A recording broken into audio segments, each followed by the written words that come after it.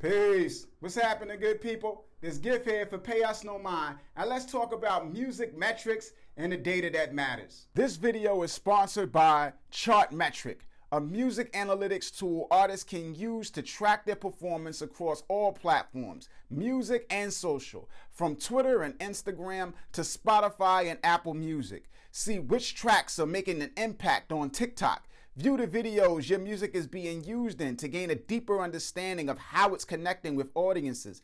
Analyze your music's playlist performance. Spy on your neighbors by digging into the data of your peers. See which radio stations are playing your style of music, which concert venues are booking. Get the data you need to supercharge your music career. To learn more about Chartmetric, click the link in the description box.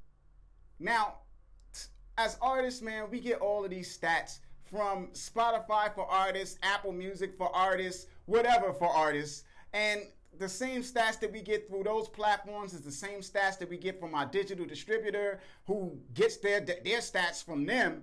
And those stats pretty much tell us basic things. They tell us things like where our music is being streamed at, like where it's being consumed at. So you know, okay, the United States, your music gets a lot of streams in, and the cities and the states that your music generates streams in. You know the age and the gender of the people who are streaming your music. Now, question is, what is that data worth, and what does that data allow you to do?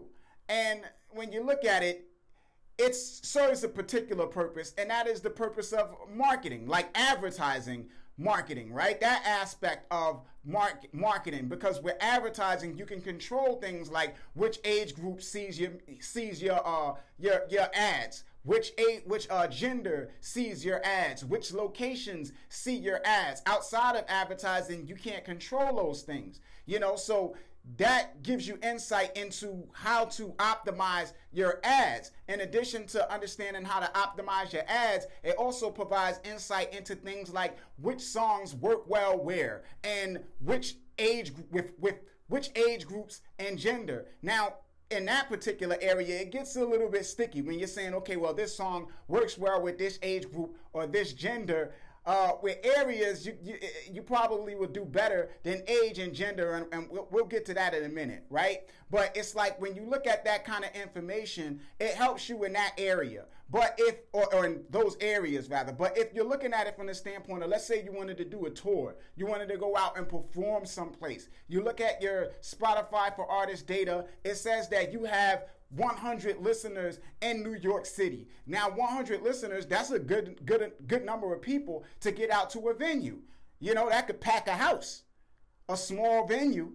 But you think about the fact that 100 people in New York is 100 out of over 8 million. There is 8 million people in New York City. So to be able to find those 100 people, you would have to get through 8 million people, you know? So if you think about it from the standpoint of advertising and you run an ad to try to reach those 8 million people, you are talking about spending about $80,000 to reach 8 million people to find the 100 that would be interested in buying a ticket to come to your show. And that 80,000 comes from the fact that something like Facebook would charge you maybe about $10 for every 1,000 people that your ad gets shown to. So paying $10 for every 1,000 people your ad gets shown to, you would end up spending about 80 grand to reach those 8 million people.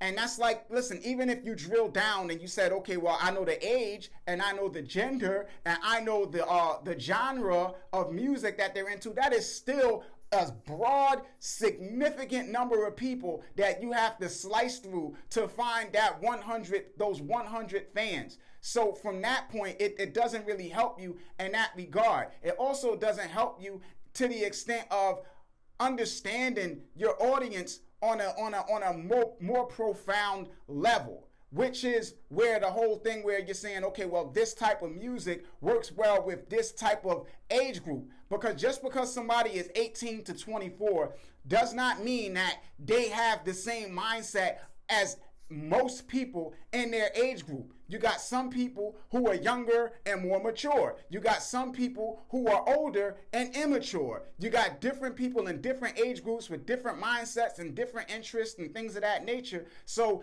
you can't really make certain assumptions based on the fact that somebody is in a certain age group. And targeting people by age group and gender is still very broad, and you can end up spending a lot of money and wasting a lot of money by trying to build things around that, from recording music to promoting ads. So the more valuable data, the data that you're going to find the most value in, is the data that tells you things like what other music do the people that listen to your music like to listen to.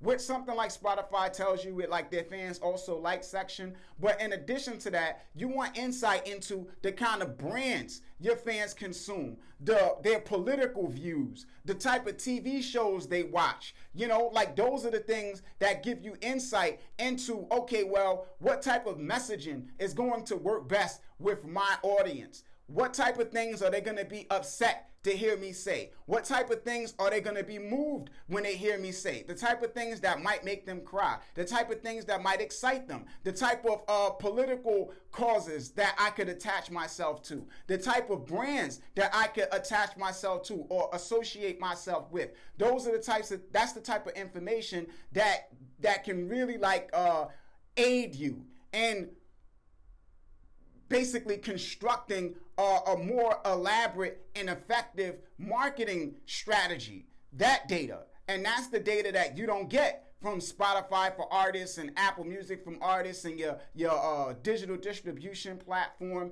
And the way you kind of extract that data, you would have to bring people into your own world. Like you have to bring people into like a smart link or something that you have Google Analytics attached to be able to dig into those kinds of metrics. So you would have to send people there to like a smart link, but you will also need some type of action that people have to take that would identify them as a fan, to make that data valuable, to know that this is your fan and not just somebody poking around. So you would have a smart link that might ask them for their email address, that might ask them to save your music to their library, where they basically get taken to another page. And that page would have analytics and stuff like that on it, where everybody that hit that page, you would gain data on. And you would be able to say, okay, well, this is the page that everybody that joined my mailing list got redirected to. This is the page that everybody that saved my music to their library got redirected to. So everybody that hit this page, these are my fans. And then you could go into your analytics and see, okay, well, here are the interests of those people that took this action, the types of things that they're interested in buying, the type of things that they're running searches for and have a history of engaging with, their mobile device type, which also gives you some insight into the type of person they are, if they have an Apple phone or if they have an Android phone, the type of cable provider that they have, whether it be Verizon or Xfinity or something like that, the mobile provider they have. Those types of things give you more insight into who you're dealing with. So that's the data that matters. The data that you get from Spotify for artists, that data, it carries some value, but not as much value as they try to make it seem as if it does. And if you're not advertising and things of that nature, then you know it's borderline useless to you to a great extent, because like I said, you can't tour around it because you can't reach the people who are consuming the music, you know, and you don't really gain a lot of insight into their mindset and things of that nature. Now, it's like I said again, it's not to say that it don't matter, because it matters. It helps you to some extent. It's just that you would prefer to have that other data. So you want to take steps and do things that can get you that other data. Now, if you are somebody that has been able to do phenomenal things with your Spotify for Artists data or your Apple Music for Artists data, share your story. If you're somebody that's figured out different ways, more effective ways to get your data from like your fans, like your actual fan data, the data that I'm talking about that gives you insight into their political views and their brand associations and stuff like that outside of Google Analytics, definitely share your stories, share links, whatever it is you have, whatever have you in the comments below. Make sure you like this video, share it with a friend. Subscribe to the channel if you haven't done that. Click the bell icon so you can get notified the next time I upload videos. Also, join the mailing list, the newsletter, all of that good stuff, man, where you can get information sent directly to your inbox. You can hit me up at Payusnomind on Instagram, at Payusnomind on Twitter, payusnomind@gmail.com. This is Gift, signing off. Payusnomind. Peace, good people. One.